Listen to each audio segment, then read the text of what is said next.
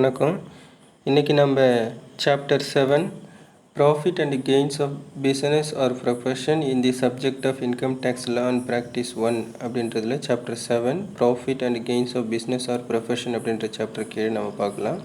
Some number 12 for calculating the business income. So business இன்கம்மை நம்ம calculate பண்ணுறதுக்கான information இருக்குது. இந்த இன்ஃபர்மேஷனை பேஸ் பண்ணி we are going to calculate the business income of Ashwin குமாருடைய பிஸ்னஸ் இன்கம்மை நம்ம கிரியேட் பண்ணலாம். Following is the profit and loss account of Ashwin Kumar for the year ending 31st March 2022. You are required to ascertain his income from business for the year ended on that date. அதாவது அஸ்வின் குமாரோடைய profit and loss account இருக்குது. அவர் வந்து prepare பண்ணியிருக்கிறாரு 31st March 2022. இதில் வந்து பார்த்திங்கன்னா some adjustments R தேர். நம்ம என்ன பண்ணணும் அப்படின்னா we need to adjust that information. அதெல்லாம் வந்து நம்ம அட்ஜஸ்ட் பண்ணிவிட்டு finally we have to find out the business income என்ன அப்படின்றத வந்து நம்ம கண்டுபிடிக்கணும். We have to find out that. So in profit and loss account in debit சைடில் வந்து பார்த்திங்கன்னா particulars. So salaries 7,800, sundry expenses 1,200, reserve for bad debts 3,000, insurance 450, advertising 2,500, income tax paid 2,375. Then அடுத்தது வந்து loss of a part of building by fire 1,500. Amount paid to University for Social Research 10,000. அடுத்தது amount paid to University for Social Research 10,000. Then depreciation on building 1,000 and depreciation on furniture 200 and difference in trial balance 105 and the net profit 30,100. So these are the things are expenses. இதெல்லாம் வந்து expenses category. இதில் some expenses are related to business and some expenses are related to non business things. So ஒரு சில இதில் business சார்ந்ததாக இருக்கும், ஒரு சில இதில் பிஸ்னஸ் சாராததாக இருக்கும். Then credit side by gross profit 35,672 and by discount received 751 and commission received 1,205 and sundry receipts 52 and profit on sale of import license 20,000. So these are the things are income. Some incomes are related to business and some incomes are not related to business. So இப்போ இருக்கக்கூடிய இன்ஃபர்மேஷனை base பண்ணி how can we calculate the Ashwin Kumar's business income and some additional data are there. First பார்த்தீங்கன்னா additional information. First, the motor car was used equally for business purposes and the proprietor's private purposes. Motor car வந்து use பண்ணியிருக்கிறாங்க business பர்பஸுக்கு 50%, remaining 50% வந்து personal யூஸுக்கும் use பண்ணியிருக்கிறாங்கன்னு சொல்லியிருக்காங்க. And the bank loan is taken for business purpose. So bank loan வந்து வாங்கியிருக்கிறாங்க business பர்பஸ்க்காக use பண்ணிக்கிறதுக்காக. And the amount of depreciation allowable according to income tax rules in respect of building and furniture was rupees 800 and rupees 150 respectively. So income tax fix பண்ணியிருக்கக்கூடிய depreciation வந்து பில்டிங்க்கு 800 and ஃபர்னிச்சருக்கு 150 மட்டும்தான். In case ஏதாவது under cost இல்லை over cost ஆகிருக்கான்றதை கொஸ்டினை base பண்ணி நம்ம என்ன பண்ணிக்கலாம் அப்படின்னா எப்படி அது இன்கேஸ் ஓவர் காஸ்ட் ஆகிருக்கு அப்படின்னா ஓவர் டிப்ரிஷியேஷன் பண்ணியிருக்கிறாங்க அப்படின்னா அதை நம்ம எப்படி அட்ஜஸ்ட் பண்ணலாம். நெக்ஸ்ட்டு ஆக்சுவல் டிப்ரிஷியேஷன் வந்து permitted by the income tax rules அந்த அமௌண்ட்டை எப்படி நம்ம மென்ஷன் பண்ணலாம் ஆன்சரில் அப்படின்றத பார்ப்போம். And some more additional datas and the fourth one informationல fourth point, included in the advertising expenses is a sum of rupees 1,000 expended on a special advertising campaign undertaken during the year in respect of a product of a company placed recently in the market. And the fifth one, salaries include rupees 3,000 being the amount drawn by Ashwin Kumar during the year against profits. So இதில் என்ன பண்ணியிருக்கிறாங்க அப்படின்னா fourth one வந்து include advertisement expenses ஒரு amount கொடுத்துருக்காங்க. அதில் ஒரு 1000 rupees வந்து என்ன பண்ணியிருக்கிறாங்க அப்படின்னா spend for special advertising campaign, ஒரு ஸ்பெஷல் அட்வர்டைஸ்மெண்ட்டுக்கு வந்து 1000 ரூபா அதில் இன்க்ளூட் ஆகிருக்கு அப்படி சொல்லியிருக்கிறாங்க. அதுக்கடுத்தது வந்து பார்த்திங்கன்னா சேலரி இன்க்ளூடு. ஸோ சேலரி அப்படின்ற அமௌண்ட் சேலரி பேடில் ஒரு 3000 வந்து அஸ்வின் குமார் வந்து எடுத்த அமௌண்ட்டை எடுத்து சேலரியாக கணக்கில் காமிச்சு வச்சுருக்கிறாங்க. அப்போ இது ரெண்டும் எப்படி வந்து மென்ஷன் ஆகுது, அப்ளை ஆகுது ஆன்சர்லன்ற பார்ப்போம். ஸோ யூஸ்வலாக இந்த லாஸ்ட் ஒன் வந்து பார்த்திங்க அப்படின்னா என்னது ட்ராயிங் அப்படின்ற கேட்டகரிஸில் வரும். இது இன்அட்மிஷபிள் அப்படின்ற கேட்டகரிஸில் நம்ம மென்ஷன் பண்ணுவோம். ஸோ இப்போ இருக்கக்கூடிய இந்த இன்ஃபர்மேஷன்ஸ் அண்ட் அடிஷ்னல் இன்ஃபர்மேஷன்ஸ் இதெல்லாம் வந்து how can we apply in the answer to find out the business income. Business இன்கம்மை ஃபைண்ட் அவுட் பண்ணுறதுக்கு எப்படி நம்ம அப்ளை பண்ணலாம் அப்படின்றத பார்ப்போம். ஃபஸ்ட்டு பிஸ்னஸ் இன்கம்மை கண்டுபிடிக்கிறதுக்கான ஸ்டேட்மெண்ட்டை க்ரியேட் பண்ணிக்கணும். Particulars column and rupees inner column and outer column. First நம்ம என்ன பண்ணணும் அப்படின்னா computation of business income of Ashwin Kumar for the previous year 2021 to 2022. So இதில் ஃபஸ்ட்டு இன் பர்டிகுலர்ஸ் காலத்தில் வந்து நெட் ப்ராஃபிட்டு. ஸோ நம்மளுடைய கொஸ்டினில் கொடுத்துருப்பாங்க நெட் ப்ராஃபிட் எவ்வளோ அப்படி சொல்லிட்டு. as per the question வந்து 30,100 அப்படின்றது வந்து நெட் ப்ராஃபிட். அதை எடுத்துகிட்டு வந்து ஃபஸ்ட்டு மென்ஷன் பண்ணிக்கலாம். வந்து inadmissible expenses or deductions, அதாவது disallowed expenses, those are the expenses are not related to the business சாராத எக்ஸ்பென்சஸ் எல்லாம் வந்து நம்ம என்ன பண்ணணும் அப்படின்னா ஃபஸ்ட்டு ஆட் பண்ணிக்கணும். ஸோ அதில் first reserve for bad debts இந்த கொஸ்டினில் கொடுத்துருப்பாங்க. ரிசர்வ் ஃபார் பேட் டெட்ஸ் 3000, இதுவும் inadmissible expenses. And income tax paid இதுவும் கொஸ்டினில் கொடுத்துருப்பாங்க 2375, இதையும் நெட் ப்ராஃபிட்டில் ஆட் பண்ணிக்கிறோம். அடுத்தது loss on sale of car being capital loss. So இதுவும் இப்போ கொஸ்டினில் கொடுத்துருப்பாங்க டெபிட் சைடில் loss on sale of car அப்படின்றது one of the capital loss. So இதையும் நம்ம என்ன பண்ணிக்கிறோம் அப்படின்னா ஆட் பண்ணிக்கிறோம். கேபிட்டல் எக்ஸ்பெண்டிச்சராக இருந்தாலும் சரி தான், கேபிட்டல் லாஸாக இருந்தாலும் சரி தான், both are inadmissible expenses category. So அதையும் நம்ம ஆட் பண்ணிட்டோம். அடுத்தது இன்ட்ரெஸ்ட் ஆன் கேபிட்டல், இதுவும் கொஸ்டினில் கொடுத்துருப்பாங்க ஒரு 1000, அதை எடுத்துகிட்டு வந்து நெட் ப்ராஃபிட்டில் ஆட் பண்ணிக்கணும். இதுவும் inadmissible expenses category. And charity 150. அடுத்தது சேரிட்டி 150, இதுவும் one of the inadmissible expenses category. இதையும் நெட் ப்ராஃபிட்டில் ஆட் பண்ணிக்கிறோம். அடுத்தது டாக்ஸேஷன் ரிசர்வ், அதாவது ரிசர்வ் ஃபார் டேக்ஸ் பே பண்ணுறதுக்கு ரிசர்வ் வச்சுருக்காங்க. அது ஒரு 3000, இதுவும் inadmissible expenses கேட்டகரி தான். இதையும் நெட் ப்ராஃபிட்டில் ஆட் பண்ணிக்கிறோம். அடுத்தது வந்து எல்ஐசி செல்ஃப், அதாவது LIC related to the person not to the business. அப்போ இது வந்து ஓனருக்கான பாலிசி, ப்ரீமியம் பே பண்ணது ஒரு 550, இதுவும் inadmissible expenses கேட்டகரி. இதையும் நெட் ப்ராஃபிட்டில் ஆட் பண்ணிக்கிறோம். அடுத்தது கொஸ்டினில் கொடுத்துருப்பாங்க loss of part of building by fire. So loss of building by fire ஒரு 1500 வந்து பில்டிங் ஃபயர் ஆனதுனால லாஸ் ஆகிருக்கு. இதுவும் one of the capital losses category. So அதனால் இதுவும் என்ன பண்ணிக்கணும் அப்படின்னா inadmissible expenses ட்ரீட் பண்ணிவிட்டு நெட் ப்ராஃபிட்டில் ஆட் பண்ணிக்கிறோம். அடுத்தது டிஃபரன்சஸ் இன் ட்ரையல் பேலன்ஸ், இதுவும் கொஸ்டினில் கொடுத்துருக்காங்க ப்ராஃபிட் அண்ட் லாஸ் அக்கௌண்ட்டில் டெபிட் சைடில். ஸோ இதுவும் one of the inadmissible category. இதையும் நெட் ப்ராஃபிட்டில் ஆட் பண்ணிக்கிறோம். அடுத்தது டிப்ரிஷியேஷன் சார்ஜ்டு. ஸோ இதுவும் ப்ராஃபிட் அண்ட் லாஸ் அக்கௌண்ட்டில் டெபிட் சைடில் கொஸ்டினில் கொடுத்துருப்பாங்க. டிப்ரிஷியேஷன் சார்ஜ்டு ஒரிஜினல் எவ்வளோ பார்த்துருக்காங்கன்னா மென்ஷன் பண்ணியிருக்காங்கன்னா ஒரு 1000 on building and on furniture 200.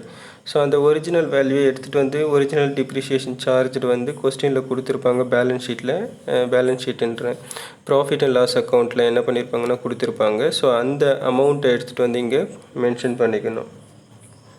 அதுக்கடுத்தது சேலரி ட்ரான் பை ஓனர் 3000, இது வந்து அட்ஜஸ்ட்மெண்ட்டில் கொடுத்துருப்பாங்க. ஸோ இந்த லாஸ்ட் அட்ஜஸ்ட்மெண்ட் வந்து பார்த்திங்கன்னா salary include 3000 being amount drawn by Ashwin Kumar during the year against profit. இது வந்து என்னென்னா drawing. So one of the personal expenses category. So இதுவும் one of the inadmissible expenses we need to add with the net profit. Net ப்ராஃபிட்டில் இதையும் add பண்ணிக்கிறோம். அடுத்தது amount paid to the university ஒரு 10,000 வந்து பே பண்ணியிருப்போம் யூனிவர்சிட்டிக்கு. ஸோ அதுவும் one of the inadmissible expenses category. இது வந்து லைக் டொனேஷன் மாதிரி யூனிவர்சிட்டிக்கு அமௌண்ட் கொடுத்தது. ஸோ இதுவும் one of the inadmissible expenses net ப்ராஃபிட்டில் ஆட் பண்ணிக்கிறோம். So amount paid to university for social ரிசர்ச்க்காக கொடுத்தது. ஸோ இதுவும் one of the inadmissible expenses category. We have to add with the net profit. So இது எல்லாத்தையும் அதுக்கப்புறமேட்டு எல்லாத்தையும் டோட்டல் பண்ணும்போது the total inadmissible expenses equal is 27,080. மொத்தமாக வந்து நான் ரிலேட்டட் பிஸ்னஸ் கேட்டகரி எக்ஸ்பென்சஸ் வந்து ஒரு 27,080 ரூபா இருக்குது. இது நெட் ப்ராஃபிட்டில் 30,000 சம்திங் இருக்கும். அதோடு ஆட் பண்ணும்போது நமக்கு வரக்கூடிய அமௌண்ட் வந்து 57,180. அடுத்தது வந்து லெஸ் அலவபிள் டிப்ரிஷியேஷன்ஸு. ஸோ நம்மளுடைய கொஸ்டினில் வந்து அட்ஜஸ்ட்மெண்ட்டில் கொடுத்துருப்பாங்க.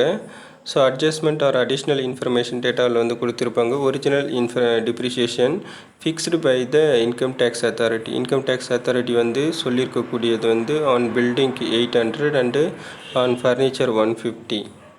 அடிஷ்னல் டேட்டாவில் வந்து பார்த்திங்கன்னா தேர்ட் ஒன் கொடுத்துருக்காங்க. அப்போ அட்மிஷபிள் டிப்ரிஷியேஷன் ஃபர்னிச்சருக்கு 800 அண்டு ஃபர்னிச்சருக்கு 150 அண்ட் பில்டிங்க்கு 800. ஸோ அதை வந்து என்ன அப்படின்னா நம்ம லெஸ் பண்ணி காமிக்கணும். அது வந்து அலோவபிள் டிப்ரிஷியேஷன் வந்து on building 800 original value and furniture 150. இதில் வந்து என்னென்னா நம்ம வந்து டிப்ரிஷியேஷன் எக்ஸஸ் சார்ஜாக இருக்கிறது வந்து பில்டிங்க்கு 1000, ஃபர்னிச்சருக்கு 200 இருக்குது. அப்போ அதில் நம்ம லெஸ் பண்ணி காமிச்சிட்டா கரெக்டாக வந்துடும் அப்படின்ற மாதிரிலாம் நம்ம மென்ஷன் பண்ணக்கூடாது. This is not a account. So இதில் எல்லாமே ப்ரொசீஜரல் பேசிஸில் தான் நம்ம மென்ஷன் பண்ணணும். அப்போ எக்ஸஸ் சார்ஜ் பண்ணியிருக்கக்கூடிய டிப்ரிஷியேஷன் வந்து இன்அட்மிஷபிள் எக்ஸ்பென்சஸாக நம்ம ஆட் பண்ணிவிட்டு அட்மிஷபிள் டிப்ரிஷியேஷன் வந்து அலோவபிள் டிப்ரிஷியேஷன் வந்து நம்ம லெஸ் பண்ணி காமிக்கணும் ரெண்டுத்தையும். அடுத்தது amount paid to university for social and statistical ரிசர்ச்க்கு வந்து தர் இஸ் 100% 10% டிடக்ஷன் வந்து இருக்குது. இதை வந்து லெஸ் பண்ணி காமிச்சிக்கலாம். இப்போ யூனிவர்சிட்டிக்கு பே பண்ணியிருக்குது சோஷியல் ஸ்டடீஸ்க்காக 10,000 இருக்கும். அது இன்அட்மிஷபிள் எக்ஸ்பென்சஸ் நெட் ப்ராஃபிட்டில் ஆட் பண்ணி காமிச்சிருக்கும்.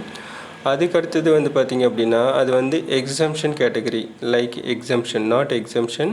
ஸோ இது வந்து டிடக்ஷன் அப்படின்னு சொல்லணும். எக்ஸம்ஷன்னா நம்ம கால்குலேட் பண்ணும்போது இது பண்ணுறது. ஸோ இது டிடக்ஷன் அப்படின்னும்போது கால்குலேட் பண்ணதுக்கப்புறமேட்டு நம்ம லெஸ் பண்ணிக்கக்கூடியது. ஸோ அப்போ கிராஸ் பிஸ்னஸ் இன்கம்லேருந்து நம்ம லெஸ் பண்ணக்கூடிய அமௌண்ட்டுக்கு பேர் வந்து டிடக்ஷன், கழிக்க வேண்டியது. இது எங்கே சொல்லியிருக்கிறாங்க, நம்ம எப்படி இருக்குது அப்படின்னு சொல்லிட்டு பார்த்தோம் அப்படின்னா நம்ம செப்பரேட் எக்ஸ்ப்ளனேஷன்ஸ் இஸ் தேர். நம்ம அந்த எக்ஸ்ப்ளனேஷனை போய் நம்ம பார்த்தோம் அப்படின்னா எதுக்காக 100% வந்து நம்ம டிடக்ட் பண்ணுறோம் அப்படின்னு சொல்லிட்டு நம்ம பார்க்கலாம். There is expenditure on scientific research. Scientific சம்மந்தமாக ரிசர்ச் சம்மந்தமாக அறிவியல் சார்ந்த ஆராய்ச்சி செய்கிறதுக்கு வந்து as per the income tax act 1961 section 35 படி ஏதாவது செலவு பண்ணியிருந்தோம் அப்படின்னா அது வந்து 100% 100% அந்த செலவு முழுக்க இப்போ 10,000 ரூபா செலவு பண்ணியிருக்காங்க, அது 10,000 கழிச்சு காமிச்சிக்கலாம். இப்போ 1,00,000 ரூபா செலவு பண்ணியிருக்கிறாங்க அப்படின்னா அந்த 1,00,000 ரூபாயும் என்ன பண்ணிக்கலாம் அப்படின்னா நம்மளோட பிஸ்னஸ் இன்கமில் நம்ம லெஸ் பண்ணி காமிச்சிக்கலாம். அது பிஸ்னஸ் ரிலேட்டடாக இருந்தாலும் சரி தான், இல்லை பிஸ்னஸ் ரிலேட்டடாக இல்லாமல் இருந்தாலும் சரி தான், அதை நம்ம லெஸ் பண்ணி காமிச்சிக்கலாம். ஸோ அப்போ what are the categories of expenditure will be allowed as 100% அப்படின்னு சொல்லிட்டு நம்ம பார்ப்போம். Any contribution made to outsider, வெளியில் இருக்கக்கூடிய பர்சனுக்கு வந்து பார்த்திங்கன்னா where the assessee makes contribution to other institutions for scientific research purpose a deduction which is equal to 100% of any sum paid the following. கீழே இருக்கக்கூடிய எந்த வகையான பேமெண்ட்டாக இருந்தாலும் அதுக்கு 100% வந்து டிடக்ஷன் எடுத்துக்கலாம்.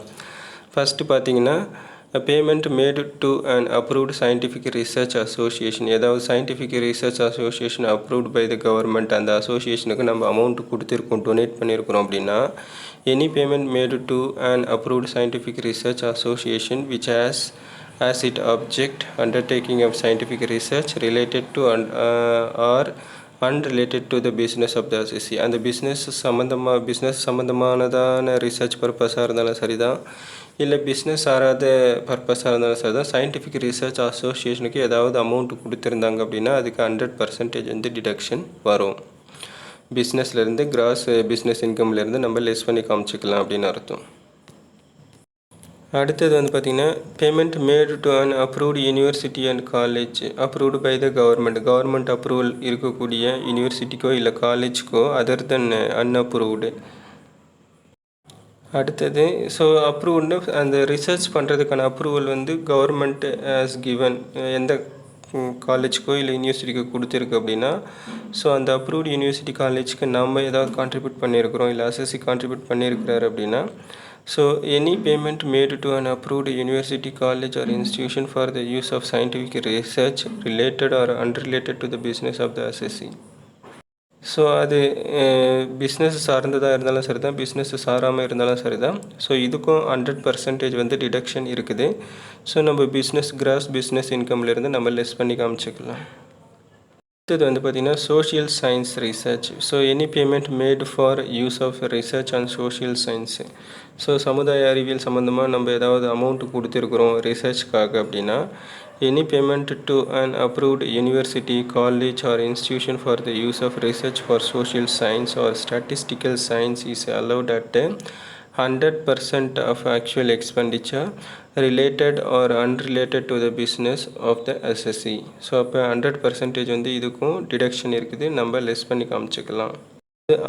அப்பார்ட் ஃப்ரம் தட், அதை தவிர்த்த contribution to national laboratory or university or IIT Indian Institute of Technology. So ஐஐடிலேயோ இல்லை ஏதாவது ஒரு யூனிவர்சிட்டியோ நேஷ்னல் லெவலில் இருக்கக்கூடிய யூனிவர்சிட்டிலேயோ இல்லை லேப்லேயோ வந்து பார்த்திங்க அப்படின்னா நம்ம அமௌண்ட்டு கொடுத்துருக்குறோன்னா அதுக்கும் வந்து 100% வந்து டிடக்ஷன் வரும். ஸோ அதுதான் சொல்லியிருக்காங்க, any payment made by an assessee to a national laboratory or a university or an Indian Institute of Technology or a specified person for carrying out programs of scientific research.